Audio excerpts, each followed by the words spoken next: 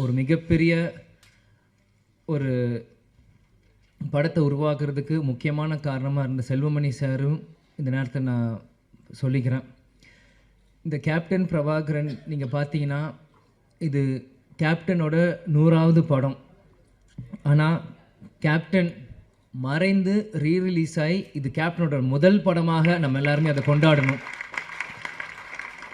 Captain நடித்தது 156 படம், அதில் 100வது படம் கேப்டன் பிரபாகரன் தான் இது முதல் படம். இதே மாதிரி இன்னும் அவர் நடித்த 150 படத்துக்கு மேலேயும் இனி ஒரு வருஷம் அதை ரீரிலீஸ் பண்ணி இப்போ இருக்க யங்ஸ்டர்ஸ்க்கும் இப்போ இருக்க ஜென்ரேஷன் இந்த மாதிரி ஜென்சி கிட்ஸ் அப்படின்னு சொல்கிற மாதிரி இப்போ இருக்க ஜென்ரேஷன்ஸ்க்கு அன்றைக்கி கோல்டன் பீரியடில் சினிமா இன்றைக்கி வந்து டிஜிட்டலாக இருக்குது. அன்றைக்கி ரீல் காலத்தில் ரீல்ஸ் செல்வமணி சார் சொன்ன மாதிரி அன்றைக்கி எப்படிலாம் கஷ்டப்பட்டு இந்த மாதிரி ஒரு படைப்பை உருவாக்குனாங்களோ இன்னி இருக்க ஜென்ரேஷன்ஸ்க்கும் ஃபிலிம் இன்ஸ்டியூட் ஸ்டூடெண்ட்ஸ்க்கும் இது ஒரு கேஸ் ஸ்டடி மாதிரி இந்த படங்கள் ரீரிலீஸ் பண்ணும்போது தான்